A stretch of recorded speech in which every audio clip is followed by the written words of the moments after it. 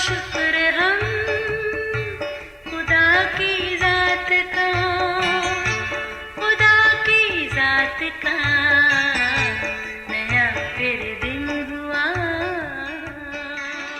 آج کی آیت، کل کی بابت گھمنڈ نہ کر کیونکہ تو نہیں جانتا کہ ایک ہی دن میں کیا ہوگا۔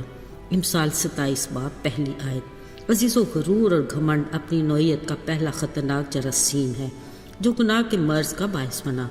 آسمانی مقاموں میں جلالی تخت پر بیٹھے خداوند ہو کے خداوند کی حمد و ثنا کرتے جب اس نے یہ دیکھا کہ میں بھی حسین فرشتہ ہوں، حمد و ثنا میں بھی خوب مہارت رکھتا اور با اختیار بھی ہوں، میری زیر نگرانی بہت سے فرشتے بھی ہیں۔ ایسے ہی من میں کچھ ایسی خواہش نے جنم لیا جس نے غرور کا روپ دھار لیا۔ یاد رہے، لفظ غرور کا اثر اور اس کا رد عمل بہت ہی بھیانک ہے۔ پھر وہی فرشتہ جس کے پر بھی ردم کی سریں بکھیرتے تھے، اسی غرور کے باعث ایسا زمین پر پٹکا گیا کہ پھر ابلیس کہلایا، یعنی دنیا کا سردار جو بدی کو فروغ دیتا ہے، جھوٹوں کا باپ جو گناہ کے جیسے موذی مرض کا باعث ہے، جس میں نسل انسانی بڑی سسکتی اور ہلاکت کی طرف بڑی چلی جا رہی ہے۔ عزیزو، گھمنڈ و غرور کا وہی جراثیم نسل انسانی میں اس قدر سرایت کر چکا ہے کہ معاشرے میں انتشار کی جڑ یہی تو ہے۔ اسی غرور کے باعث ہماری جوان نسل گمراہی کا شکار ہوتی چلی جا رہی ہے۔ جب بھی ذرا سی کامیابی کیا ملی، غرور نے ڈیرے جما لیے تو پھر بس جیون کی کشتی خواہشات کے سمندر میں ہچکولے کھانے لگ جاتی ہے۔ یہی وجہ ہے کہ آج کے دور کا انسان اپنی زندگی سے مطمئن نہیں۔ وقتی خوشیوں کی جستجو اور نمود و نمائش کی بناوٹی خواہش نے اسے بس چابی کا کھلونا بنا دیا ہے۔ اسی کھلونے کی چابی ہمارے ازلی دشمن ابلیس کے ہاتھ میں ہے، جس کے باعث انسان مجبور اور لاچار ہے، جبھی زندگی بنا مقصد اور بنا منزل کے گزر رہی ہے۔ کوئی فیصلہ کرنا ہو یا آگے قدم اٹھانا ہو، سچ میں بے حد دشوار ہے۔ میرے عزیزو، خالق خدا نے اپنی مخلوق کے لیے نہ کبھی ایسا سوچا نہ اس کی مرضی میں ہے۔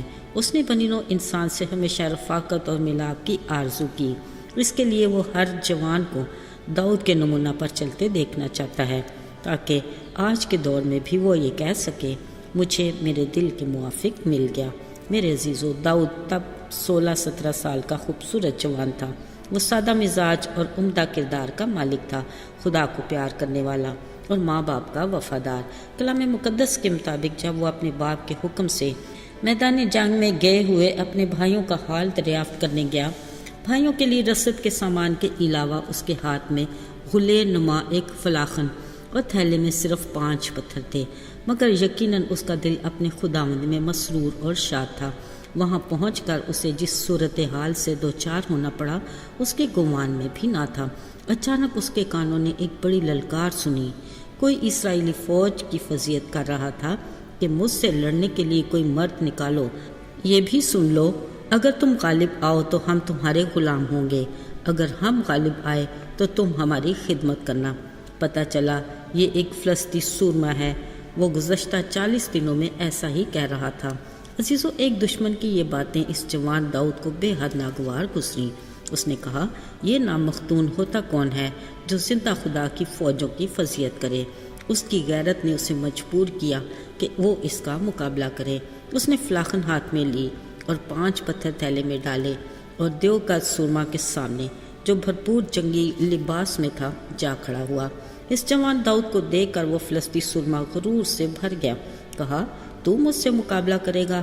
پھر اس پر لعنت کرتے کہا، آ دیکھ، میں تیرا گوشت ہوائی پرندوں اور جنگلی درندوں کو دوں گا۔ عزیزو، بلا شبہ اس کا غرور پورے عروج پر تھا، مگر دوسری طرف خدا کی محبت سے بھرپور، خدا کی غیرت رکھنے والے داؤد نے نہایت حلیمی سے بڑی خوبصورت بات کہی کہ تو تلوار، بھالا اور برچھی لیے میرے پاس آتا ہے، مگر میں رب الفاظ کے نام پر جو اسرائیل کے لشکروں کا خدا ہے، جس کی تو نے فضیحت کی ہے، تیرے پاس آتا ہوں۔ عزیزو، خدا کی قدرت اور قوت نے اس فلسطینی سورما کے غرور کے بت کو ایسا توڑا کہ وہ فقط فلاخن کے ایک پتھر سے 6 ہاتھ 1 بالشت کا قداور سورما زمین پر جا گرا۔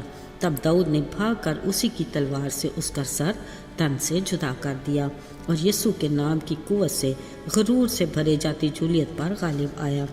عزیزو دیکھا نا غرور کا ہولناک انجام، یاد رہے غرور خدا کو کس قدر ناپسند ہے، جس کے مقابلے کے لیے وہ خود کھڑا ہو جاتا ہے اور اس کا مقابلہ خود کرتا ہے، پھر انجام بے انتہا ہولناک ہے۔ اسی لیے اس سے بچنے کے لیے خدا کے فضل کی ضرورت ہے۔ میرے عزیزو، ہم خواہ حق کے متلاشی ہوں یا نئے ایماندار یا تجربہ کار ایماندار ہوں، خدا ہمارے قدموں کو راہ راست پر مضبوطی سے قائم رکھے، آمین۔ آئیے دعا کریں۔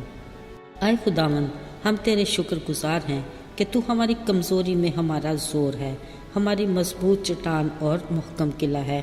ہمیں ابلیس کے ہر وار سے محفوظ رکھ اور ایمان میں آگے بڑھا۔ یسوع کے مبارک اور قدرت والے نام میں مانگتے ہیں، آمین۔